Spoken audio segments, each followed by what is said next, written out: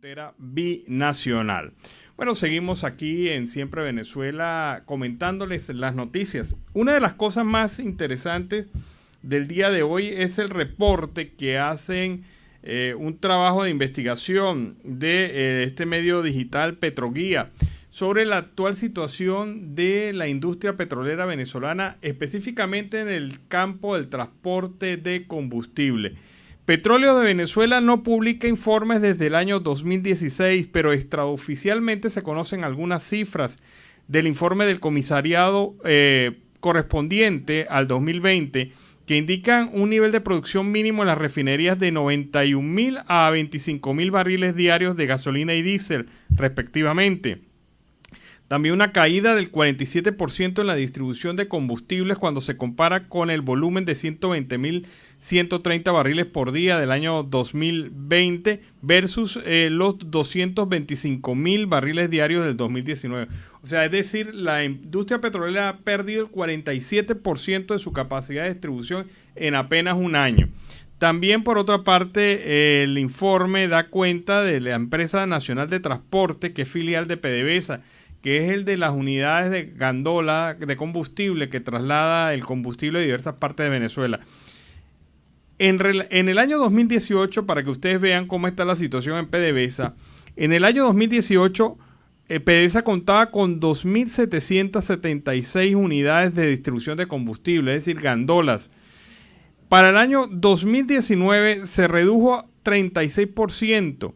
Y para el año 2020 continuó la misma tendencia a la baja porque apenas operaba con 28% de las unidades que funcionaban 2 años antes. Es decir, solo contaron con 787 unidades, mientras que las restantes 1.989 gandolas se paralizaron durante este lapso.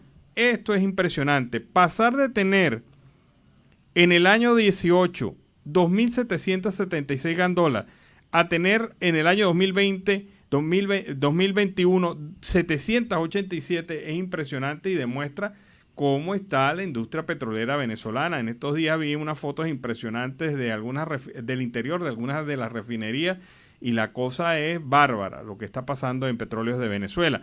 Pero el reporte señala del comisario del informe del 2020 que la mayor parte de las ventas de productos refinados se suministraron en los Andes, casi un tercio, 19% en Occidente, 18% en la zona metropolitana que incluye Caracas y los estados Miranda y Vargas, y el restante 29% corresponde al oriente y al sur del país. Pero estamos hablando de una producción bajísima, muy baja, de aproximadamente unos 91.000 barriles diarios, según este informe preparado por el comisario de Petróleos de Venezuela. Y lo más grave es que, a pesar de ser una empresa del Estado, una empresa pública, desde el 2016 no publica informes oficiales. Y cuando usted, como empresa de ese nivel, no publica informes económicos, de resultados económicos, a usted se le cierra el crédito internacional y a usted se le cierra las posibilidades de mercado, porque hay países que no admiten producción petrolera o productos derivados del petróleo o productos de cualquier empresa grande nacional que no tenga suficiente información financiera de sus manejos, porque esto cae bajo diversas leyes. Entonces, esa es la situación real de Petróleos de Venezuela. Pero hay un aspecto también interesante. Las gasolineras de varias partes del país, entre ellas el estado Táchira, vienen denunciando que las estaciones subsidiadas tienen meses sin cobrar el margen de rentabilidad. Las estaciones de servicios subsidiadas, parcial y total, tienen 15 meses que no le pagan el margen de rentabilidad, denunció el presidente de la Asociación de Empresarios Gasolineros del Táchira, Enrique Chacón. Aún no hay respuestas de PDVSA ni del Ministerio de Petróleo y estamos a la espera, dice él, de que hayan soluciones a estos problemas. Nuestro centavo de dólar representa un 2% de la venta y en otros países de Latinoamérica la rentabilidad está entre 3, 4 y 8% por la venta. Señaló que las estaciones de servicio de precios internacionales son las únicas que han podido cobrar el margen de rentabilidad. Chacón destacó que el sector salud, ganadero, de actividades agrícolas e instituciones del Estado tienen prioridad en dichas estaciones en las que se le permite abastecer a 5.000 bolívares el litro de gasolina.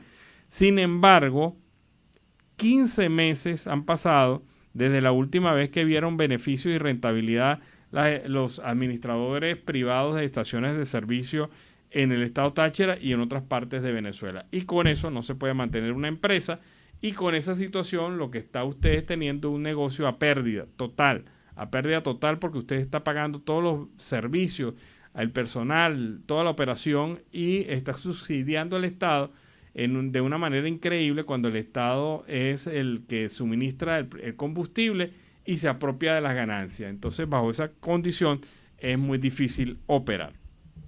Bueno, y el caso de David Valenilla ayer estalló en redes sociales después que una jueza de la República mantuvo una decisión bastante polémica: la libertad plena del señalado como causante del crimen que provocó la muerte de David Valenilla en las protestas del 2017. Esta situación demasiado grave, ha generado el rechazo unánime de los organismos de derechos humanos en Venezuela y de la comunidad internacional. Muchas de ellas se han manifestado por este caso, porque fue uno de los casos más reseñados en medios de comunicación desde el 2017.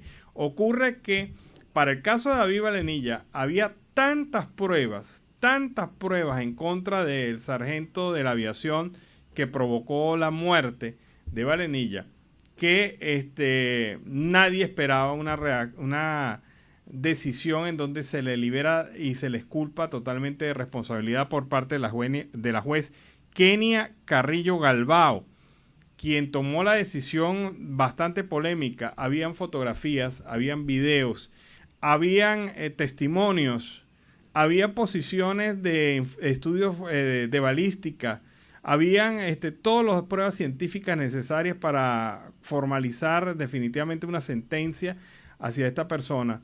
E indudablemente la juez pues se pasó por encima de todas esas pruebas y tomó una decisión que ha causado bastante indignación en Venezuela y en otras partes del mundo. El caso de David Valenilla es uno de los casos emblemáticos que las comisiones de derechos humanos han venido levantando, tanto la de la OEA como de las Naciones Unidas, como la Comisión Técnica, y figura entre el legajo de acusaciones para el caso en la Corte Penal Internacional de La Haya. Entonces, la justicia que los familiares no tuvieron en Venezuela la van a tener que buscar en el exterior, con esta acción en contra del acusado y del Estado venezolano, que le dio orden a esta persona para que asesinara a este joven David Valenilla con un arma, apuntándolo a menos de 5 metros de su pecho.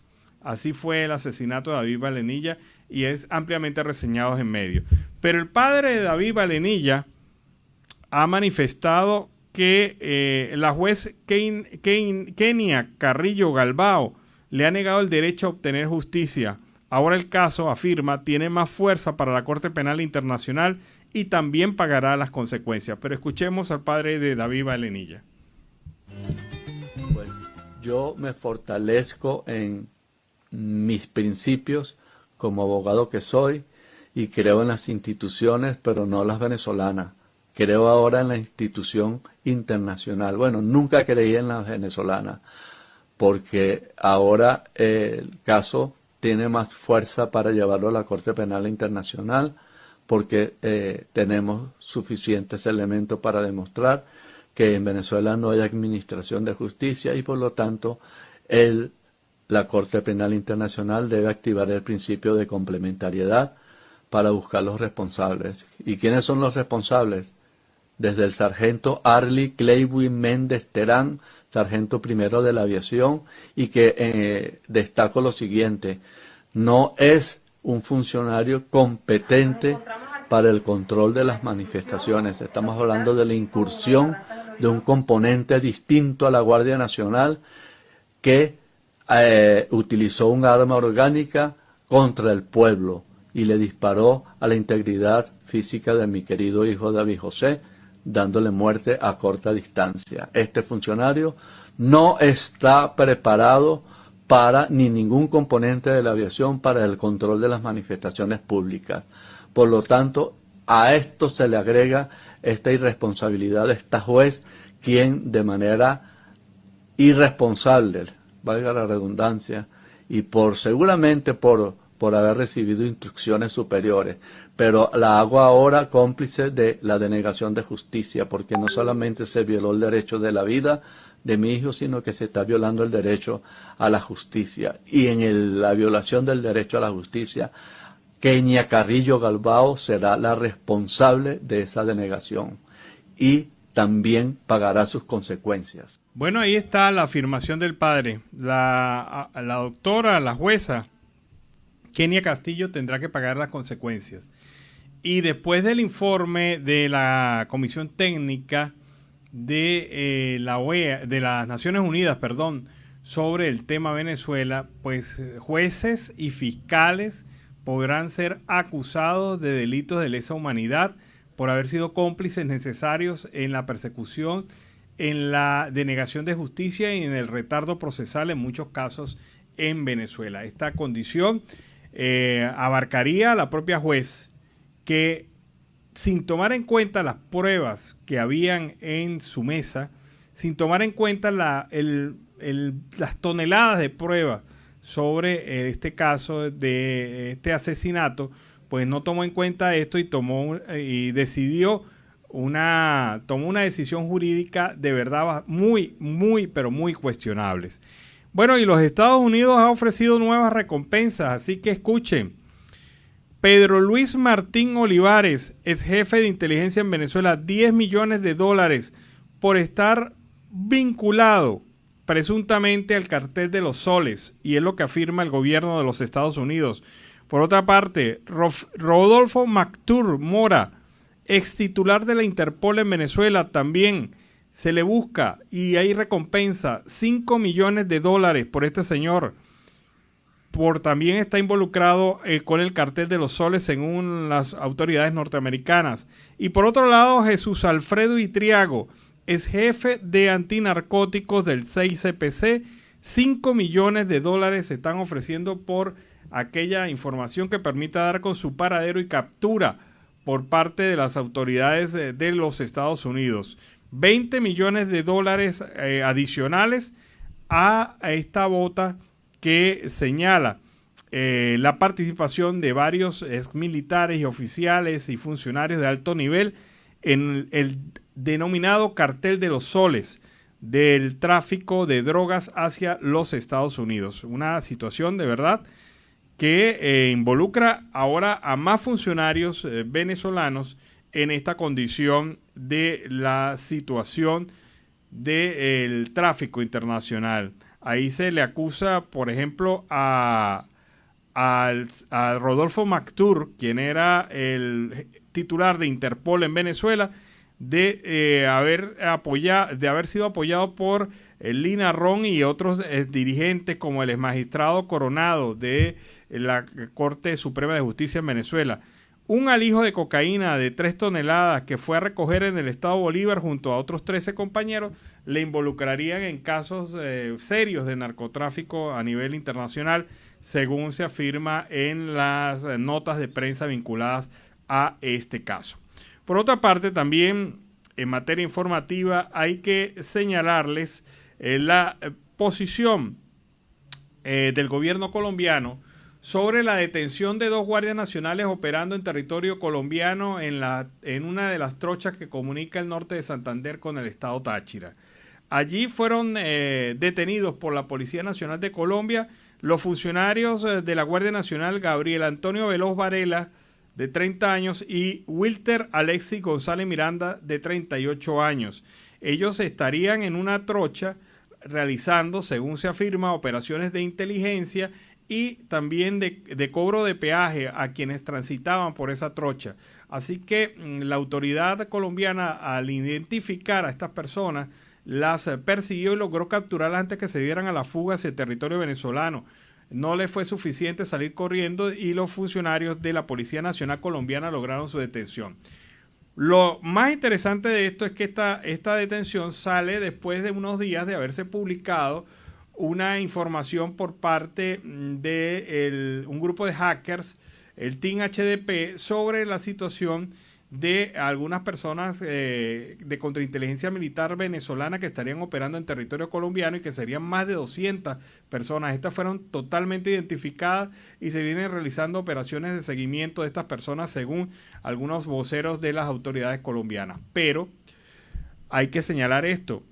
Hasta este momento no ha habido ni una sola reacción por parte del gobierno de facto y del ministro de la Defensa que de Venezuela, que es muy dado a hablar mucho y extenderse mucho en las conversaciones sobre esta presencia de estos militares venezolanos en territorio colombiano. No habló tampoco cuando militares venezolanos de la Guardia Nacional atravesaron el río Negro allá y llegaron a territorio colombiano y estaban en el Bichada extorsionando a comerciantes colombianos.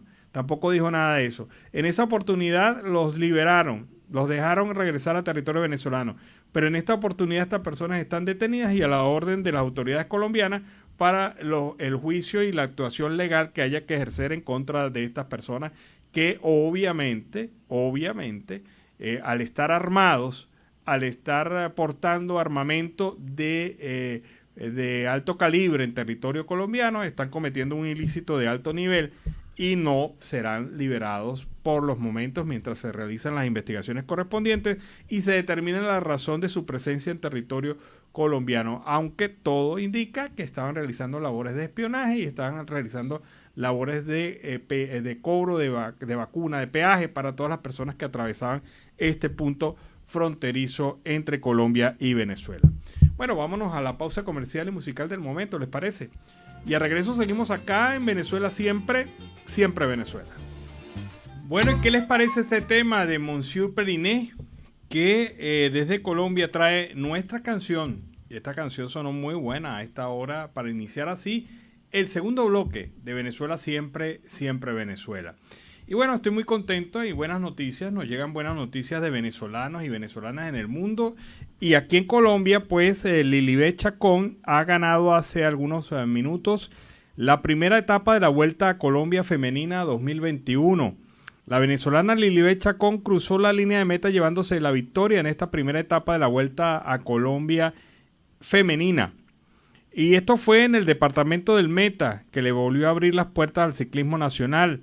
La carrera se abrió con un parcial de 85,3 kilómetros en el Parque Fundadores de Villavicencio y Alto de Meneguá, en Puerto López. El final de la etapa de la pasada edición de la Vuelta de la Juventud. Las 170 corredoras tomaron partida al inicio de esta sexta edición de la carrera.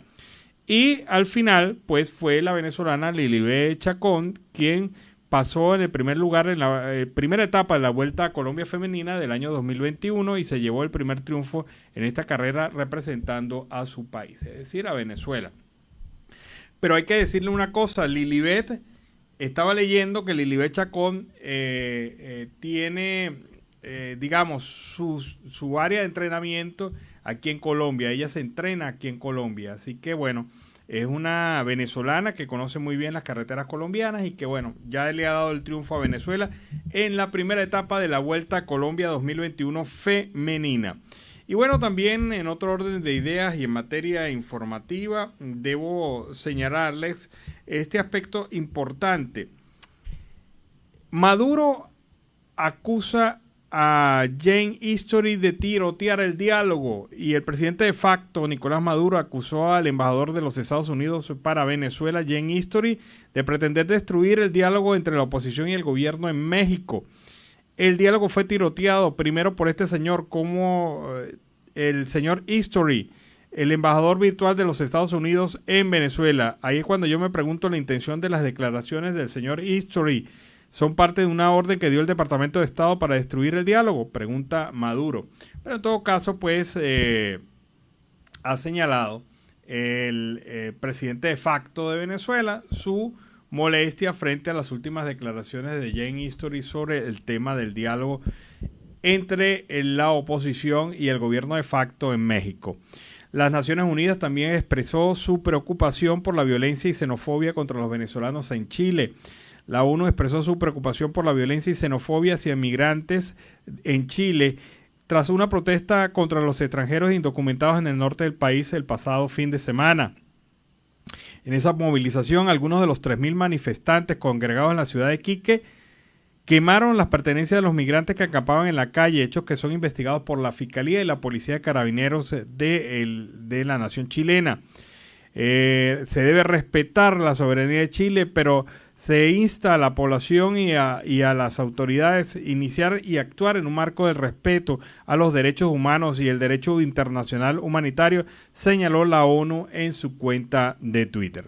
Bueno, y es el momento entonces para conectarnos con nuestro corresponsal Oliver Luyano, el amigo de todos, desde el Arauca binacional. Vamos a escuchar qué nos cuenta Oliver Luyano.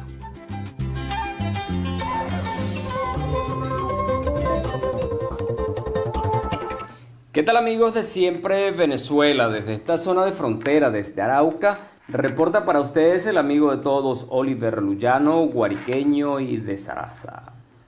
Bueno, amigos, en este primer contacto reciban nuestro saludo cariñoso. Vamos a conversar acerca pues de todo lo que ocurre con la migración en el mundo. Como ustedes conocen, bueno, el rechazo en muchas de las naciones, en Perú, en Ecuador y recientemente los hechos de Iquique, esto en Chile, esto ha hecho que la Organización de Naciones Unidas manifieste su rechazo a estos hechos de odio, intolerancia y xenofobia contra los venezolanos en esa ciudad de Chile.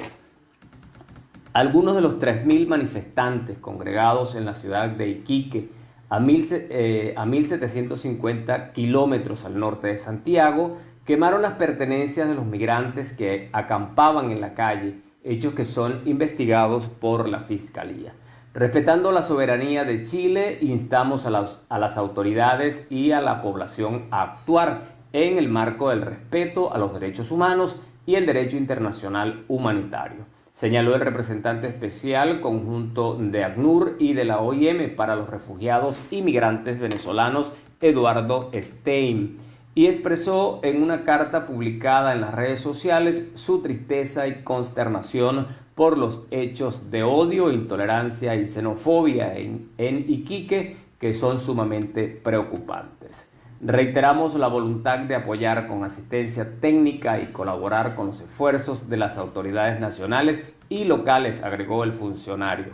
La movilización estuvo plagada de banderas de Chile y carteles y gritos contra los migrantes irregulares, principalmente venezolanos, que desde hace años ingresan a Chile por pasos clandestinos desde Bolivia, cruzando la cordillera de los Andes y el desierto de Atacama, poniendo en riesgo sus vidas.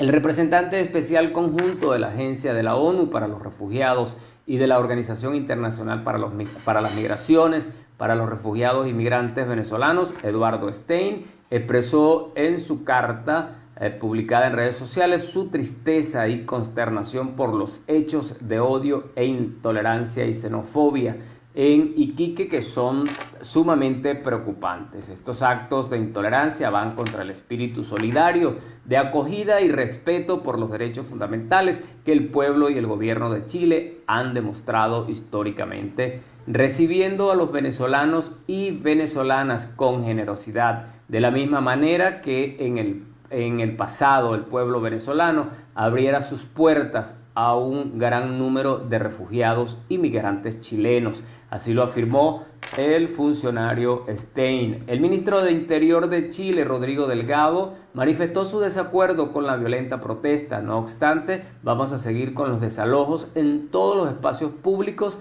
que se requieran y también con el plan de expulsiones de migrantes indocumentados que lleva a cabo el gobierno de Chile, aclaró. Un día antes de la protesta, la policía chilena desalojó a centenares de migrantes venezolanos que acampaban desde hace un año en una plaza de Iquique. Los ingresos de personas a Chile por pasos clandestinos suman 23.673 hasta julio, casi 7.000 más que en el año pasado, según un informe del Servicio Jesuita de Migrantes. Amigos, una situación más que les ha tocado vivir a nuestros hermanos venezolanos en la ciudad de Iquique, en Chile. Esta situación debe llamar la atención del mundo, de la comunidad internacional, lo que ha tocado que pasen pues nuestros hermanos escapando de una situación tan terrible como la que ha vivido Venezuela, un hecho que históricamente no tiene precedentes. Por otra parte, amigos, la situación en Perú es bastante difícil para los venezolanos. En ese sentido, nos ha llegado una carta de el diputado, exdiputado, senador también de Venezuela, el dirigente político Pablo Medina, dirigida a Pedro Castillo, presidente de la República del Perú. Dice: señor presidente, nadie sale corriendo de su propio país con solo lo que tiene puesto para pedir cobijo a otro, ni por razones deportivas, por afición a los malos tratos. Al venezolano le ha tocado escapar de Venezuela empujado por otros venezolanos desalmados que, actuando como bandas de crimen organizado mundial, envalentonados y apoyados desde el alto gobierno, se han dedicado por más de 2 décadas a la extinción de sus libertades civiles y el robo del patrimonio personal y familiar de la gente común y corriente, así como el secuestro de todas sus libertades públicas. Ello ha generado un deslave, una diáspora de magnitudes bíblicas nunca antes vista en Sudamérica. Todo el subcontinente ha sido impactado por nuestra desbandada como nación. Todos aquellos que nos hemos visto obligados a dejar a Venezuela, hemos saltado al vacío de la inmigración precipitada, mirando como nuestro barco, nuestro país, se hunde en manos de criminales, tanto de adentro como de afuera. Por eso le podemos asegurar, señor presidente, que no hemos huido de nuestras miserias para estropearles o arruinarles, ni mucho menos arrebatarle a los pueblos o a ustedes los puestos de trabajo, ni la comida, ni el cobijo a otros pueblos. Muy por el contrario, el venezolano, víctima de su tragedia nacional, solo desea aportar su cultura, sus saberes, habilidades, conocimientos a donde quiera que llegamos, ganándonos el pan para nosotros y para nuestros hijos de manera más digna y honrada que se pueda. Señor presidente, nos produce una tremenda preocupación el contenido y el tono consistente de sus discursos incendiarios en contra de los venezolanos que viven en su país. Son demasiado parecidos a aquellos otros utilizados por el nazismo de los años 30 y 40 en Alemania, que terminaron con la aniquilación de millones de inocentes. Ni con hogueras, ni con piras de seres abandonados por unos desdichados a las carreras, es posible borrar de la historia común de nuestras naciones la participación en sangre y esfuerzo de cientos y cientos de patas en el suelo que acompañaron a Simón Bolívar cuando regamos con nuestra sangre los campos de batalla de su país para liberar el pueblo del Perú de aquel imperio español, o cuando mucho más recientes aún, la generosidad natural del venezolano tendió sus manos y acogió a lo largo de décadas seguidas a los miles de peruanos que también escaparon del Perú en sus peores momentos de su historia contemporánea. Ojalá y les lleguen nuestras líneas, señor presidente. Ojalá pueda llegar y leer nuestro manifiesto para evitar así esas exaltadas y xenofóbicas y violentas discursos contra nuestros hermanos venezolanos en su territorio.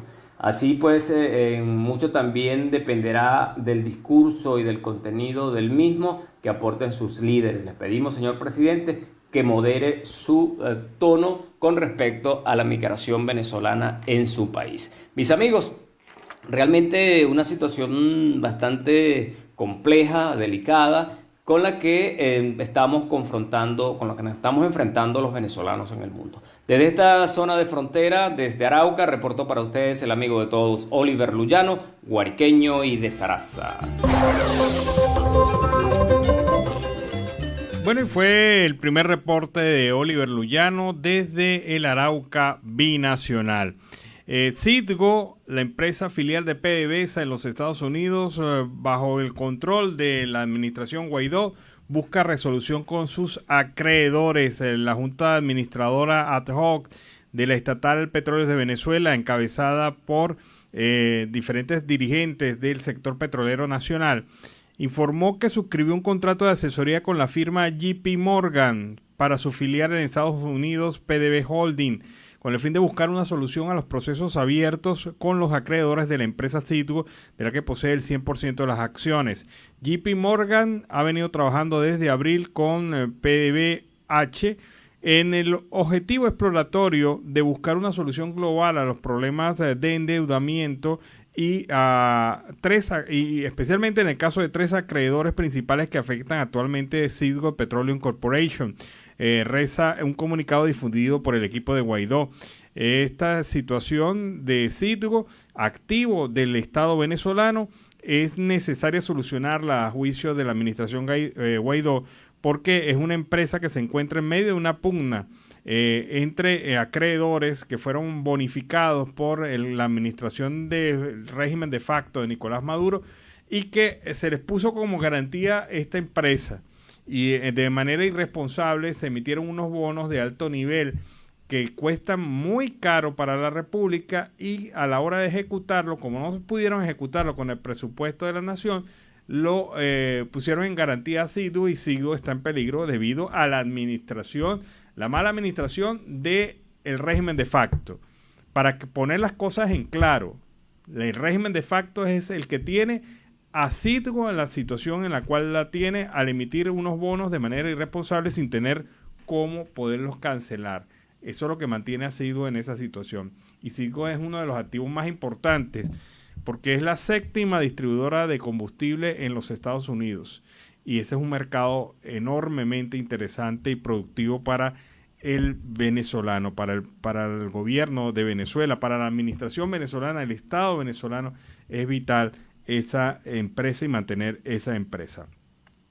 Bueno, hay una situación terrible en el hospital de Barrancas del Orinoco.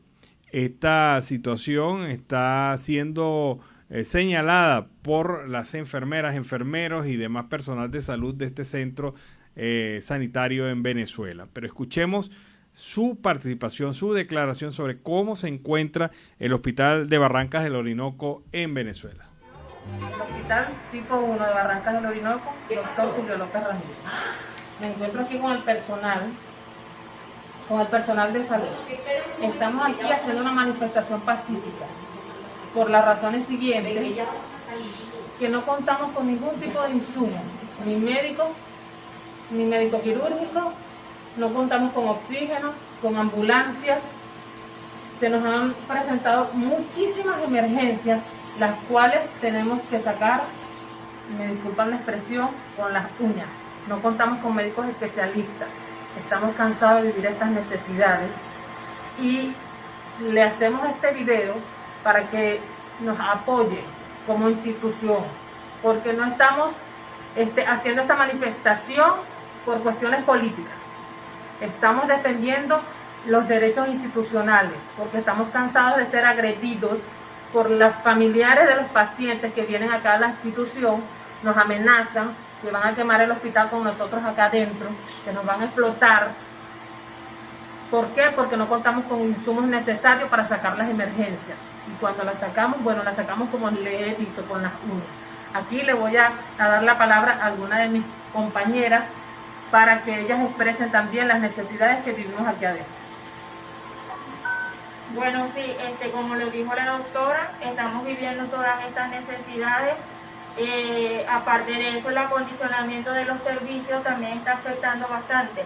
No lo decimos únicamente por nosotros como personal, sino también por los pacientes, porque cuando llegan pacientes hipotensos, el ambiente que hay no les ayuda de mucho, pues, por decirlo así, porque hay un calor excesivo y cuando tenemos también cantidad de pacientes, que bien sabemos la cuestión de la pandemia, que no podemos estar en aglomeración y la ambientación que nosotros tenemos no está adecuada, pues, para brindarle el confort que debe recibir el paciente.